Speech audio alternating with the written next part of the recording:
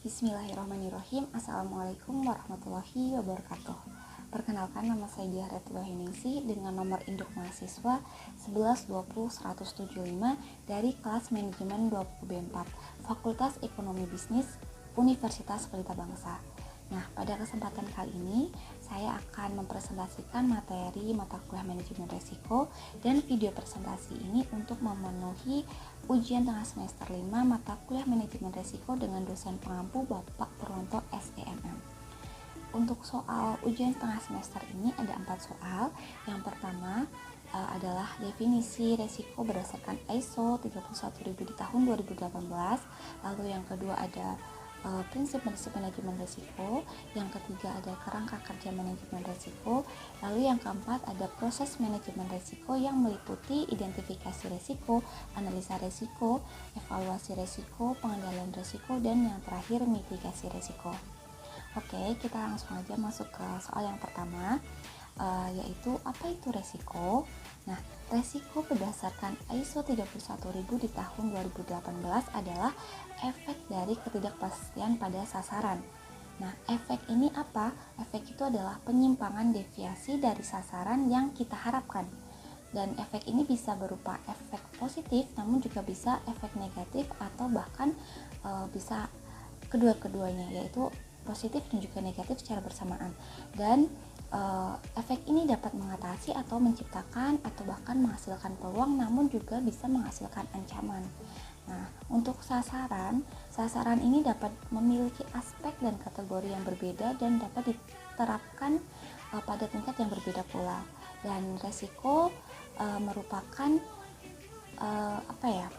bisa dinyatakan dalam sumber resiko peristiwa yang potensial atau peristiwa yang dapat terjadi atau bahkan berdasarkan konsekuensinya atau kemungkinannya.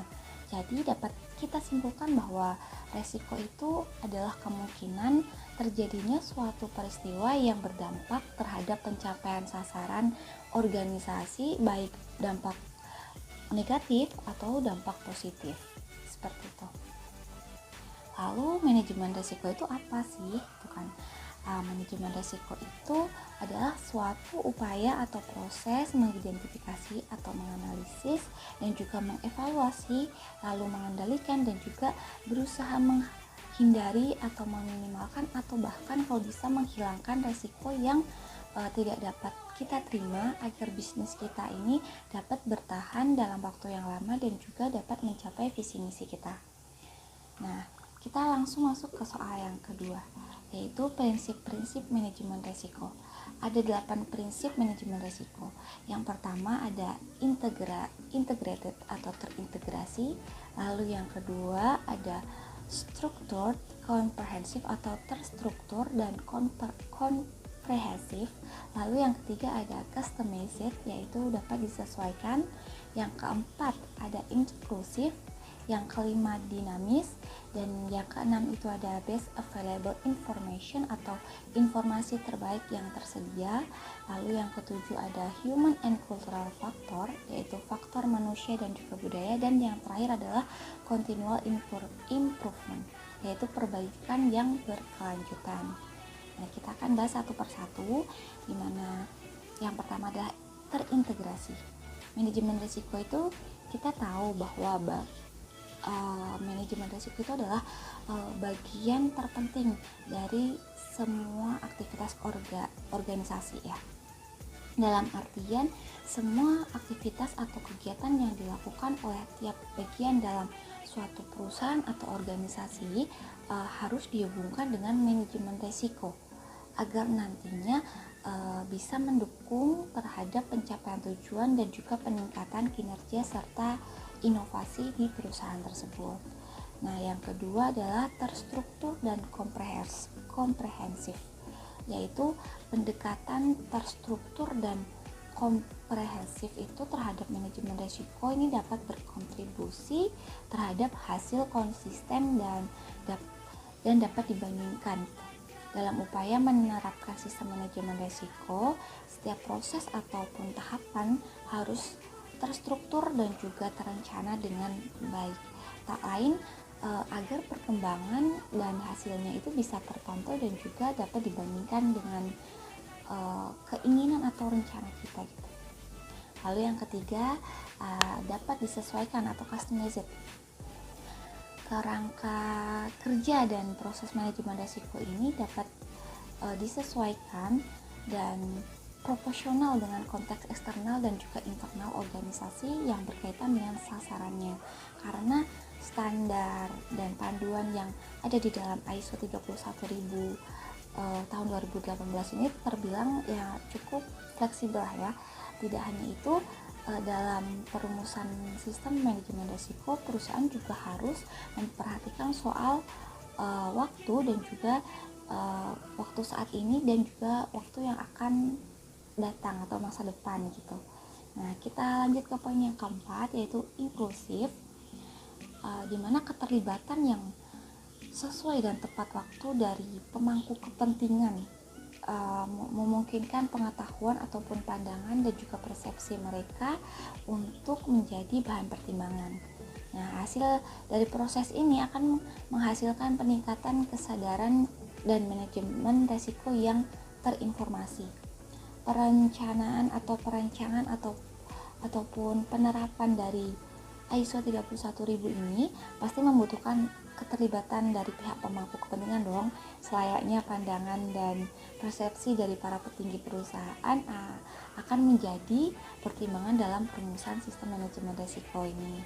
Nah, termasuk keterlibatan mereka dalam proses pemantauan dan juga peninjauan serta evaluasi dari manajemen risiko yang akan dijalankan nanti. Nah, yang kelima adalah dinamis. Dinamis ini maksudnya kita harus paham bahwa risiko ini bersifat dinamis, bergerak secara terus-menerus, dalam artian risiko ini bisa berubah sesuai dengan konteks internal dan eksternal dalam perusahaan tersebut gitu. Karenanya manajemen risiko ini juga harus memiliki prinsip yang dinamis agar bisa mendeteksi, mengantisipasi serta merespon perubahan yang ada dengan cepat, sesuai dan juga tepat waktu. Lalu poin yang keenam adalah informasi terbaik yang tersedia. Nah, ini maksudnya adalah masukan manajemen risiko didasarkan atas informasi atau historis yang terkini dan juga harapan untuk kedepannya. Manajemen risiko itu secara eksplisit memperhitungkan segala batasan ketidakpastian yang berkaitan dengan informasi dan harapan tersebut. Dalam upaya menerapkan sistem manajemen risiko, perusahaan pasti membutuhkan banyak data, banyak informasi, baik itu data informasi di masa lalu atau masa ini ataupun harapan dan juga target di masa depan. Nah, maka kita harus memastikan bahwa data-data dan informasi tersebut itu jelas, valid, dan tepat waktu untuk diberikan kepada para pemangku kepentingan, seperti itu. Poin yang ketujuh yaitu adalah faktor manusia dan juga budaya. Dalam realita perusahaan gitu ya, penerapan sistem manajemen sangat dipengaruhi oleh faktor perilaku manusia yang ada di perusahaan tersebut dan juga budaya kerjanya. Bagaimanapun budaya organisasi itu pasti akan selalu berhubungan sekaligus berpengaruh secara sangat signifikan terhadap pelaksanaan tugas di setiap tingkatan manajemen risiko. Karena itulah penting bagi para pemimpin dan juga semua pihak untuk saling memotivasi agar menciptakan budaya kerja yang positif dalam mendukung penerapan ISO 31000 ini. Nah, poin yang terakhir ya adalah peningkatan yang berkelanjutan atau perbaikan yang berkelanjutan, continual improvement gitu ya. Manajemen risiko ini diperbaiki secara berkelanjutan dan terus-menerus berdasarkan pembelajaran dan juga pengalaman sesuai dengan konsep PDCA, Plan, Do, Check, and Action gitu. Dari penerapan sistem manajemen ini pasti akan ada perbaikan yang berkelanjutan hingga akhirnya nanti bisa menjadi standar baru bagi perusahaan guna meningkatkan efektivitas dari manajemen risiko yang ada di perusahaan tersebut. Oke, kita lanjut ke soal yang ketiga, yaitu kerangka kerja manajemen risiko. Nah, dari gambar ini kerangka kerja manajemen risiko itu ada yang pertama adalah kepemimpinan dan komitmen ya. Kepemimpinan ini merupakan suatu kemampuan seseorang dalam mempengaruhi orang lain agar dapat mencapai tujuan bersama gitu. Sedangkan komitmen itu merupakan kewajiban yang mengikat seseorang dengan sesuatu. Nah, tugas utamanya tugas utama dari seorang pemimpin gitu ya, itu adalah memastikan manajemen risiko dapat terintegrasi pada semua aktivitas organisasi. Nah, peran direksi dan juga dewan komisaris akan sangat membantu sekali dalam pelaksanaan manajemen risiko ini, dan efektivitas manajemen risiko akan tergantung dari seberapa jauh sih direksi mengintegrasikan manajemen risiko di dalam tata kelola organisasi, kegiatan organisasi, dan juga proses pengambilan keputusan pada setiap tingkatan organisasi. Nah, dari direksi dan juga dewan komisaris itu bisa kita sebut juga dengan risk leader gitu ya, dimana risk leader itu perlu membuat rambu-rambu sehingga para pengambil keputusan mengetahui kapan telah bertindak terlalu jauh atau kapan masih dalam koridornya, seperti itu. Lalu yang kedua ada integrasi. Manajemen risiko ini kita tahu adalah bagian terpenting dari semua aktivitas organisasi. Nah, integrasi manajemen risiko ini ke dalam organisasi adalah proses yang dinamis dan juga berulang serta sebaiknya disesuaikan dengan kebutuhan dan budaya organisasi. Manajemen risiko ini sebaiknya menjadi bagian yang tidak terpisahkan lah ya dari tujuan ataupun tata kelola kepemimpinan dan juga komitmen, strategi, sasaran, dan juga operasi organisasi atau operasional organisasi tersebut. Nah, manajemen risiko harus menyatu dan juga melekat dalam proses bisnis dan juga dalam bentuk pengelolaan risiko yang dijalankan oleh masing-masing departemen atau masing-masing bagian dalam organisasi atau perusahaan. Pengintegrasian ini sangat bergantung pada pemahaman terhadap struktur organisasi dan konteks organisasi. Struktur setiap organisasi kan pasti berbeda-beda sesuai dengan tujuan dan juga sasaran dan kompleksitas yang dihadapi, dan efektivitas pengelolaan risiko merupakan tanggung jawab dari masing-masing individu tersebut, baik manajemen dari bagian manajemen puncak, senior ataupun junior, mulai dari tingkatan entitas organisasi hingga tingkatan proses atau program yang dijalankan organisasi. Oleh karena itu, risiko harus dikelola pada setiap bagian struktur organisasi, dan setiap di dalam organisasi tersebut mempunyai tanggung jawab untuk mengelola risiko yang dihadapinya. Pencapaian sasaran organisasi juga dilaksanakan melalui proses bisnis yang telah direncanakan dan ditetapkan sejak awal, seperti visi misi, seperti itu ya. Nah, yang ketiga yaitu desain. Desain ini merupakan perancangan kerangka kerja yang meliputi yang pertama itu adalah pemahaman organisasi dan juga konteksnya, yaitu meliputi pemeriksaan konteks eksternal dan juga internal dari organisasi tersebut. Kalau konteks eksternal itu berupa faktor sosial, budaya, politik, hukum, regulasi atau keuangan, teknologi, ekonomi, kompleksitas dan pendeteksi jaringan lah, seperti itu.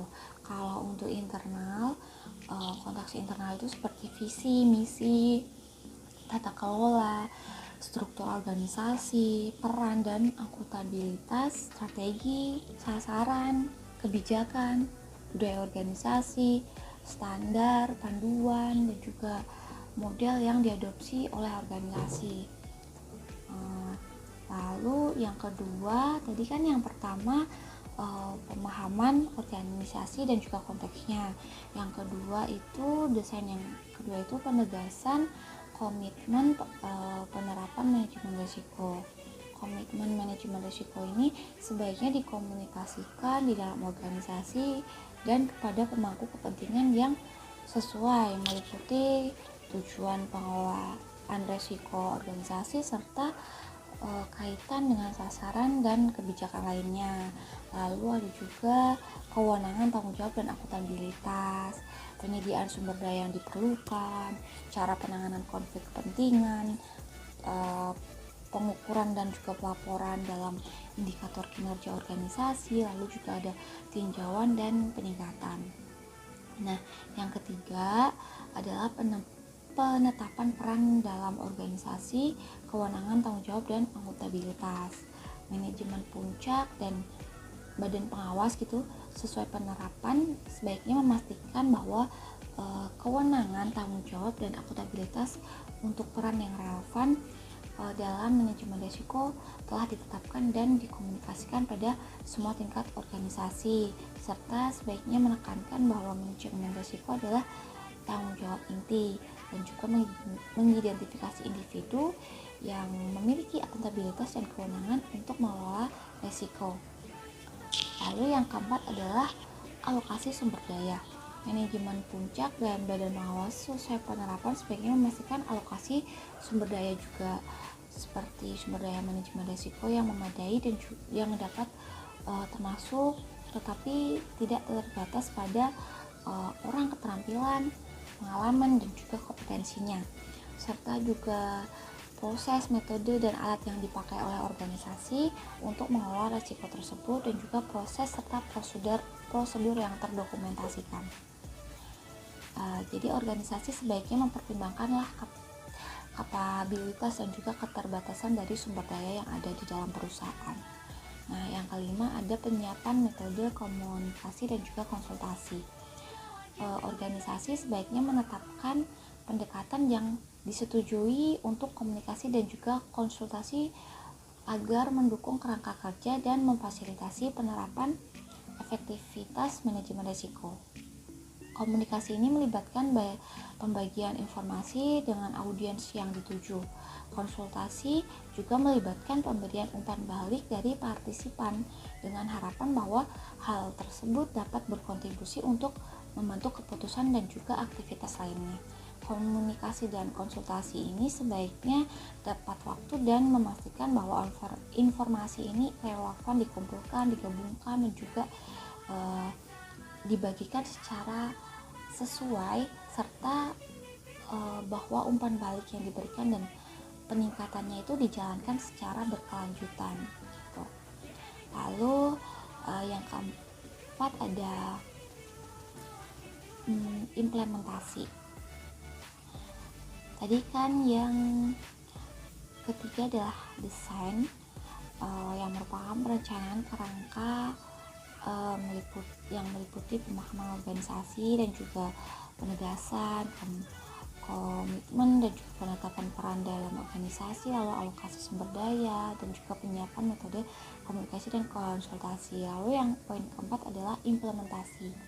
Implementasi ini akan dilaksanakan setelah desain dari kerangka kinerja manajemen risiko itu ditetapkan dan juga disetujui oleh bagian direksi. Nah, tujuan dari manajemen risiko adalah menciptakan dan juga melindungi nilai. Nah, adanya manajemen risiko akan meningkatkan kinerja yang mendorong inovasi dan juga mendukung pencapaian sasaran. Nah, tujuan ini harus menjadi jangkar dari keseluruhan proses implementasi manajemen risiko. Nah, organisasi sebaiknya mengimplementasikan kerangka kerja manajemen risiko dengan cara mengembangkan rencana yang sesuai, termasuk waktu dan juga sumber dayanya, lalu juga mengidentifikasi di mana, kapan, bagaimana, dan juga oleh siapa keputusan ini dibuat untuk seluruh organisasi, lalu juga memodifikasi proses pengambilan keputusannya, Lalu yang terakhir juga bisa dengan memastikan pengaturan organisasi dalam mengelola resiko agar dipahami dengan jelas dan juga bisa dipraktikkan oleh seluruh karyawan perusahaan. Nah, implementasi kerangka kerja yang berhasil itu memerlukan keterlibatan dan juga kesadaran pemangku kepentingan. Apabila dirancang dan juga diterapkan dengan baik, maka kerangka kerja tersebut akan dapat memastikan bahwa proses manajemen risiko akan menjadi bagian yang paling penting dan bagian yang terpenting lah ya dari semua kegiatan organisasi, termasuk proses pengambilan keputusan dan akan mampu untuk menangkap perubahan yang terjadi pada konteks internal maupun eksternal. Lalu poin yang kelima adalah evaluasi. Nah, proses evaluasi ini terdiri dari pemantauan, kajian, dan juga asesmen. Pemantauan itu apa sih? Pemantauan itu merupakan kegiatan membandingkan kinerja kerangka kinerja dengan kesesuaian, apakah sesuai atau tidak dengan rencana awalnya. Nah, lalu untuk kajian itu merupakan penanganan bila terjadi penyimpangan dari sasaran atau standar yang telah kita tetapkan gitu. Dan asesmen merupakan proses kerangka manajemen risiko secara wajar melalui metode auditing manajemen risiko yang baku. Nah, tujuan evaluasi kerangka kerja manajemen risiko adalah untuk mengidentifikasi ruang pengembangan perbaikan yang diperlukan terhadap kinerja gitu. Lalu yang keenam adalah perbaikan. Poin yang keenam dari kerangka kerja manajemen risiko adalah perbaikan, di mana organisasi itu harus memantau dan juga menyesuaikan kerangka kerja manajemen risiko dengan perubahan lingkungan eksternal dan juga internal. Hal ini dilakukan demi organisasi dapat meningkatkan nilai. Bila kesenjangan dan juga kesempatan perbaikan telah diidentifikasi, maka organisasi harus mengembangkan rencana perbaikan dan juga penugasan pelaksanaan kepada yang mempunyai akuntabilitas terhadap penerapannya. Nah, ketika sudah diterapkan, seharusnya perbaikan ini memberikan kontribusi terhadap peningkatan manajemen risiko. Nah, dalam bagian ini kita juga nampak alur dalam pembuatan kerangka kerja manajemen risiko, di mana kita bisa mulai agar manajemen risiko ini semakin terintegrasi. Itu kita harus bagaimana? Kita harus mengusulkan unit manajemen risiko atau mengusulkan desain dari kerangka manajemen risiko. Nah, setelah mengusulkan, apakah usulan tersebut itu disetujui direksi atau tidak? Nah, apabila sudah disetujui, maka langkah selanjutnya adalah kita melakukan sosialisasi pemberlakuan sesuai strategi dan juga rencana manajemen risiko. Nah, langkah selanjutnya apa setelah sosialisasi? Langkah selanjutnya adalah penerapan oleh seluruh pihak yang dilibatkan dalam manajemen risiko tersebut. Lalu setelah kita melakukan penerapan, maka kita harus melakukan evaluasi secara berkala, baik itu internal dan juga eksternal sesuai kebutuhan perusahaan. Lalu hasil evaluasinya gimana? Hasil evaluasinya ini untuk usulan perbaikan dan pengembangan yang selanjutnya kita juga nanti akan menjadikan rumusan untuk membuat desain baru dari hasil evaluasi yang kita lakukan tadi. Nah, rumusan ini kita akan ajukan lagi dan kita akan menunggu apakah itu disetujui direksi atau tidak, dan apabila sudah disetujui maka muncullah perbaikan dan juga pengembangan oleh pihak yang terkait. Nah, tujuan perbaikan ini untuk apa? Kembali lagi, untuk agar manajemen risiko ini semakin terintegrasi dan begitu selanjutnya secara terus-menerus dan kontinu seperti itu. Lalu apa sih tujuan dari kerangka manajemen risiko? Nah, Tujuannya adalah membantu organisasi dalam mengintegrasikan manajemen risiko pada keseluruhan fungsi atau bagian dan kegiatan organisasi. Tingkat efektivitasnya akan tergantung dari seberapa jauh manajemen risiko itu diintegrasikan ke dalam tata kelola organisasi. Nah, kegiatan organisasi dan juga proses pengambilan keputusan pada setiap tingkatan organisasi. Oke, kita langsung menuju ke soal yang keempat, yaitu proses manajemen risiko. Nah, proses manajemen risiko ini merupakan proses sistematis penerapan kebijakan, prosedur, dan juga praktik terkait aktivitas komunikasi dan juga konsultasi risiko, penetapan cakupan atau skop dan juga konteks serta kriteria risiko, pelaksanaan penilaian risiko atau risk assessment, dan juga yang terdiri dari identifikasi risiko, analisa risiko, dan juga evaluasi risiko. Lalu ada pelakuan risiko atau risk treatment, yang juga ada pemantauan dan juga peninjauan. Lalu juga ada perekaman dan juga pelaporan atau recording dan reporting, sebagaimana terlihat pada bagian di sini ya teman-teman. Oke, kita masuk ke poin 4A. 4A ini adalah identifikasi resiko. Apa sih identifikasi resiko itu?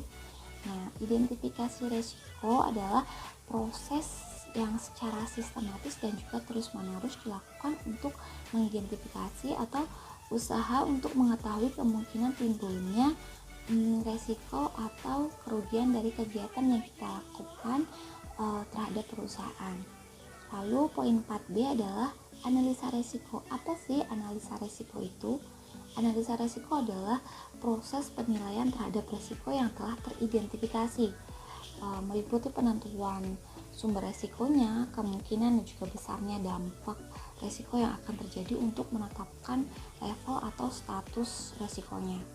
Lalu poin 4C adalah evaluasi risiko. Apa itu evaluasi risiko? Evaluasi risiko adalah proses pembandingan antara level resiko yang ditemukan selama proses analisa dengan kriteria resiko yang ditetapkan sebelumnya. Lalu poin 4D adalah pengendalian resiko, yaitu tindakan upaya untuk mengendalikan agar mendapat keseimbangan dalam hal keamanan sehingga meminimalkan perusahaan dari kerugian. Nah, yang terakhir adalah poin 4C, yaitu mitigasi resiko, yaitu tindakan yang terencana dan juga berkelanjutan yang dilakukan oleh pemilik resiko atau perusahaan gitu ya, agar bisa mengurangi dampak dari suatu kejadian yang berpotensi atau telah merugikan ataupun membahayakan pemilik resiko atau perusahaan resiko tersebut. Oke, sekian presentasi dari saya. Terima kasih. Wassalamualaikum warahmatullahi wabarakatuh.